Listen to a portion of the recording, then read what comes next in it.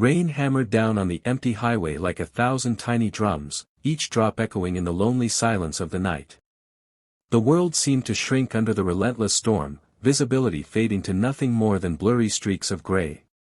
On the side of the road, a battered old pickup truck crawled along, its headlights dim and one side mirror held together with duct tape. Inside sat Daniel Hayes, a man whose life had been anything but easy. His calloused hands gripped the wheel tightly, not from fear of the storm, but from the weight of everything he carried inside, unpaid bills stacked on the kitchen table, his daughter's worn-out shoes needing replacement, the ache of knowing he couldn't give her the life she deserved. Daniel was a single father, raising 10-year-old Emily with nothing but grit, patience, and the kind of love that makes a man keep going even when the world tells him to stop. Tonight, he was just trying to get home after a grueling 12-hour shift at the warehouse. His body screamed for rest, but the thought of Emily waiting up for him with a drawing she probably made at school, that was enough to keep his tired eyes open. As he rounded a sharp curve, the night erupted with chaos. Just ahead, a luxury sports car lost control on the slick pavement. Tires screeched against the asphalt, sparks lit up the darkness, and with a deafening crash, the car slammed into the guardrail before flipping onto its side. The noise cut through the storm like thunder. For a moment, Daniel's heart stopped. Then instinct took over. He slammed his brakes, pulling his rusty truck to the side. Without thinking of his own safety, he leapt out into the rain, boots splashing in the pooling water. The world was a blur of smoke, twisted metal, and the acrid stench of burning rubber. Inside the wreck, a faint cry pierced through the storm. A woman's voice, fragile, pained, desperate. "Help, somebody, please." Daniel rushed to the car. Through the shattered glass he saw her. A young woman, blood trickling from her forehead, trapped by the twisted frame. She couldn't have been more than 30. The impact had crushed the driver's side, pinning her legs beneath the dashboard. Her expensive dress was torn, her diamond necklace glinting faintly in the flickering light of the hazard signals. Most people might have hesitated. Daniel didn't. He grabbed the door handle, yanking with all his strength, but it wouldn't budge. His muscles screamed in protest, but he kept pulling. Finally, with one brutal jerk, the door gave way. He climbed in, rain soaking him to the bone, and worked his arms around her. "Stay with me," he urged, his voice firm but gentle. "I've got you." Her breath was shallow, her eyes fluttering open to study the man risking his life to save her.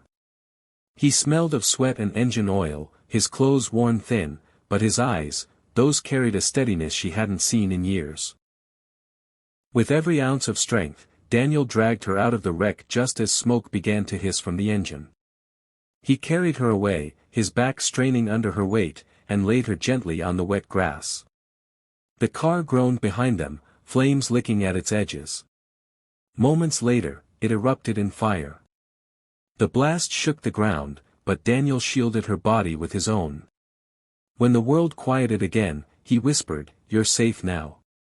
She stared at him, her lips trembling. Why would you risk your life for me?" Daniel didn't have to think. "Because you needed help. And I was here." Simple words. Words that would change everything. Her name was Isabella Monroe. To the world, she was untouchable, one of the youngest billionaires in America, heiress to a global empire of hotels and tech investments. Magazines called her brilliant, ambitious, unstoppable. But behind the glossy covers and flashing cameras, she was crumbling. For months she had been spiraling, weighed down by betrayal, loneliness, and the emptiness that money couldn't fill. Tonight's drive had been reckless, fueled by the kind of hopelessness that makes a person stop caring whether they live or die. But Daniel didn't know any of that. All he saw was a woman who needed saving. The ambulance arrived minutes later, red and blue lights cutting through the storm. Paramedics rushed Isabella onto a stretcher, thanking Daniel for his quick action. He shook his head, brushing it off as if he hadn't just risked everything. Before they closed the ambulance doors, Isabella's hand reached out, grasping his rough fingers. Her voice was weak, but determined. "Don't go, please. Come with me." Daniel hesitated. His daughter was waiting at home, and he had nothing to do with this woman's world. But the desperation in her eyes struck something in him. He nodded, climbing into the ambulance beside her. The hospital smelled of antiseptic and humming machines. Daniel sat quietly in the corner while doctors treated Isabella. Hours passed. He thought about Emily, praying she was asleep by now, dreaming sweet dreams without worrying why her dad wasn't home yet. Finally, a nurse emerged, saying Isabella was stable and asking if he'd like to see her. Inside the room, she looked smaller somehow, fragile beneath the white sheets. Yet her eyes lit up the moment they found him. "You stayed," she whispered. "Of course," Daniel replied, pulling up a chair. "Didn't think I'd leave you alone after all that." Silence hung between them, heavy but comforting. Finally, Isabella asked, "Who are you? Why are you, like this?" Daniel chuckled softly. "Just a dad. Trying to do right by my little girl. Life's not easy, but she makes it worth every hard day." For the first time in months, Isabella felt her chest loosen. Here was a man with nothing, yet everything. She had everything, yet nothing. And in that quiet hospital room, something shifted inside her. Over the following weeks, Isabella reached out again and again. At first, Daniel thought it was just gratitude, her way of saying thank you. But soon, it became clear she wasn't letting go. She invited him and Emily to her estate, introduced them to a life they'd never known. Emily's laughter echoed through halls filled with priceless art, and Daniel couldn't stop smiling at the way his daughter's eyes lit up. But what shocked him most wasn't the wealth, it was Isabella herself.